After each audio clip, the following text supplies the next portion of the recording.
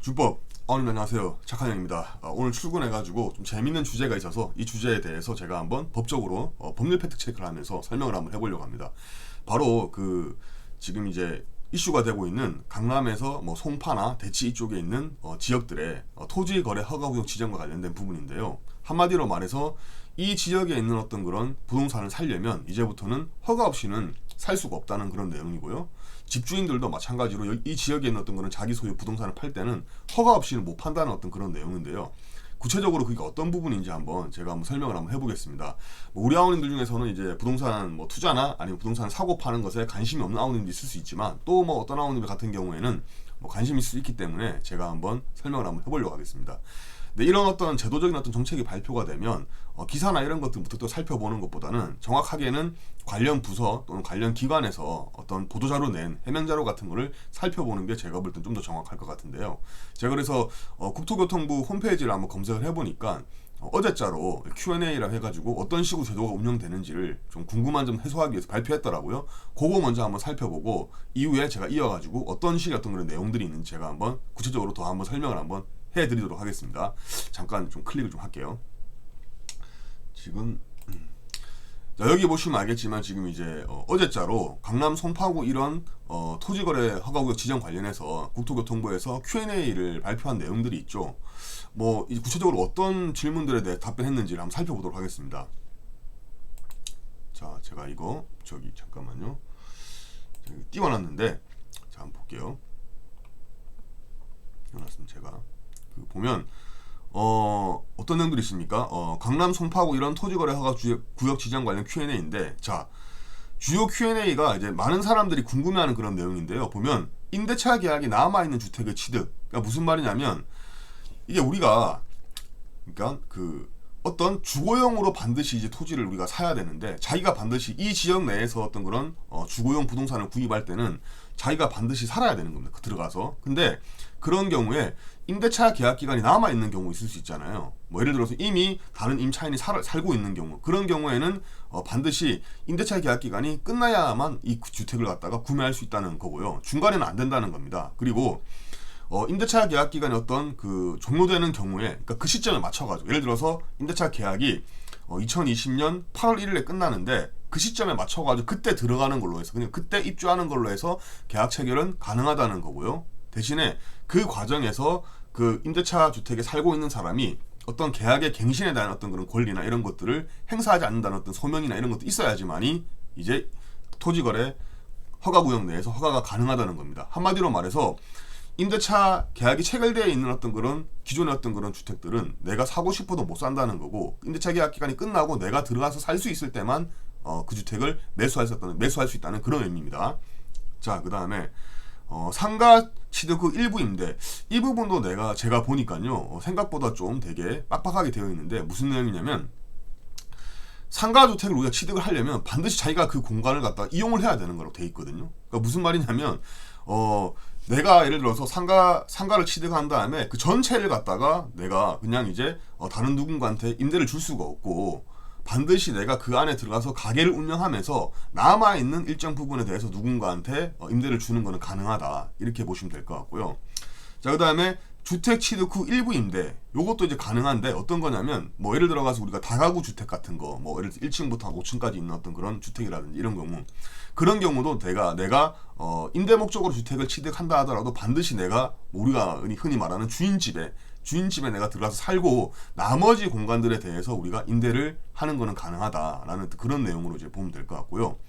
자, 그 다음에 이제 이게 특정 어떤 이제 면적 이상의 어떤 그런 부동산을 토지를 거래할 때만 이제 허가를 받게 돼 있기 때문에 이걸 나눠가지고 거래하는 경우 생길 수 있잖아요. 부부끼리 나눈다든지 누가 어떤 이제 편법으로 이제 야 우리 그냥 나눠서 하자 이렇게 할 수 있으니까, 그런 어떤 그런 부분을 막기 위해서 공유지 거래일 경우에도 이게 단순히 그냥 그렇게 하는 게 아니라 합쳐가지고 공유면 전체 합쳐가지고 이렇게 허가 여부를 판단하겠다, 허가 대상 여부를 판단하겠다, 이제 그런 이제 내용인 것 같고요. 그 다음에 기존 주택 보유자도 신규 주택이 취득이 가능하고 한데, 반드시 이제 그런 경우에는 내가 기존에 살고 있던 그런 집에서 그 지역으로 내가 뭐 예를 들어 교육 목적이 있다든지 뭐 직장이었던 그런 이제 뭐 그쪽 근처로 내가 이사를 가야 된다는 어떤 직장의 어떤 문제 때문에 이사 가야 된다는 그런 내용이라든지 어떤 그 지역에 거주해야 될 어떤 사유와 그리고 추가적으로 이제 거주를 할 때 반드시 내가 그 어떤 주택을 취득을 해서 내가 그러니까 소유를 해서 내가 살아야 되는 어떤 그런 이유나 이런 것들을 설명을 해야 된다는 건데요. 생각보다 되게 빡빡한 것 같습니다. 그리고 자, 그 다음에 최초 분양주택의 전세 계약 가능 여부인데, 이거 같은 경우에는 이제 우리가, 기존에 어떤 그런 이제, 이미 이제 완성되어서 누군가 소유하고 있고, 누군가가 이제 임대를 주고 있는 그런 주택이 아니라, 지금 지어지고 있는 어떤 그런 주택 같은 경우, 이제 그런 경우에는 내가 이제 신규 분양받은 거 그런 경우에는 이제 허가 대상에서 제외된다는 어떤 그런 내용이고요.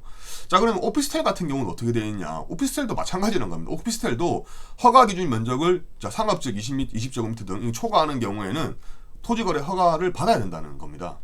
자, 그런데 여기서 우리가 이제 구체적으로 살펴볼 거는 그러면 이런 것들이 어떤 배경 하에서 지정되었는지 또는 과거에는 있던 어떤 이런 토지거래 허가 구역 같은 이런 게 없었는지 제가 한번 살펴볼 건데요.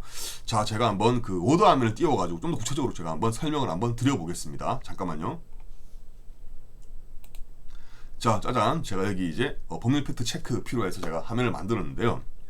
자, 이제 많은 부분들이 이제 궁금해 하시는 분들이 토지거래 허가제 이완하면 진짜 깜빵 가나 이런 어떤 이제 궁금증이 있을 겁니다. 자, 깜빵이란 말 약간 좀 너무 사투리 같고 좀 저속한가요? 어떤 진짜 이제 처벌을 강하게 받느냐 이런 부분 이제 걱정될 수가 있는데 이 법의 근거가 되는 법이 사실 이제 이 처벌의 근거가 되는 법이 부동산 거래 신고 등에 관한 이제 법률인데요. 여기에 보면 위반했을 때, 그러니까 토지거래 허가 구역 내에서 허가 안 받고 부동산을 거래한다든지 이런 것들 했을 때 처벌 규정이 나와 있습니다.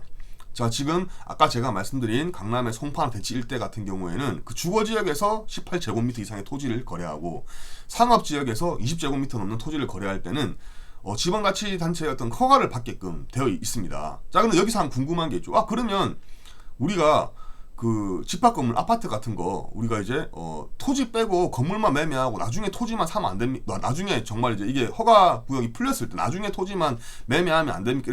이렇게 생각해 볼 수가 있는데요. 기본적으로 이제 같이 이제 건물하고 토지가 같이 묶어서 이제 거래가 돼야 되기 때문에 그렇게 별도로 거래는 하기 힘들다고 이제 보시면 됩니다. 자, 그래서 이 이제 법을 보면 26조 2항에 우리가 이렇게 허가구역을 이제 허가를 받고 거래해야 되는데 그렇지 않았을 경우에는 2년 이하의 징역이나 개별 공시지가에 따른 토지 가격의 100분의 30에 따른 이하의 금액, 예를 들어서 토지 가격이 예를 들어 가지고 이제 1억이었다 공시지가가, 그런 경우에는 30이니까 3천만 원이죠. 3천만 원 이하의 어떤 그런 벌금에 처할 수 있다는 그런 내용인데요. 사실 이 내용이 처음 있었던 건 아니고요. 예전에 국토의 계획 및 이용에 관한 법률에서 사실 그대로 따온 겁니다. 그럼 지금 어떻게 돼 있냐? 사실 예전에도 이런 어떤 토지거래 허가구역 지정이나 이런 부분들이 국토의 계획 및 이용에 관한 법률에 그런 내용들이 나와 있었는데요. 지금 삭제됐습니다. 한번 보실까요? 보면요. 제가 한번 보겠습니다. 여기 이제 보면 지금 제가 법률 띄워놨는데 여기 이제 보시면 다시 이제 집중할게요. 여기 보시면 지금 117조에서부터 126 삭제가 됐잖아요. 토지거래 허가 등이 2016년 1월 19일 삭제됐는데 이런 어떤 일련의 내용들이 제가 아까 전에 말씀드린 부동산 신고 관련해서 그런 법에 그대로 지금 들어가 있는 건데 우선 그 법률을 제가 한번 살펴보도록 하겠습니다. 잠깐만 또 클릭할게요. 여기 보면 이 법이 부동산 거래 신고 등에 관한 법률인데요. 여기 보면 토지거래 허가구역 지정이 있죠. 토지거래 허가구역 지정 지금 이제 10조, 11조 이렇게 나와 있고 제가 아까 전에 말씀드린 처벌 관련해서는 여기 보시면 이제 26조에 이렇게 나와 있습니다. 제가 아까 말씀드린 26조 여기 벌칙 부분 나와 있고 26조 2항에 지금 나와 있는 부분이고요. 자, 그러면 우리가 이런 것도 궁금할 수 있겠죠.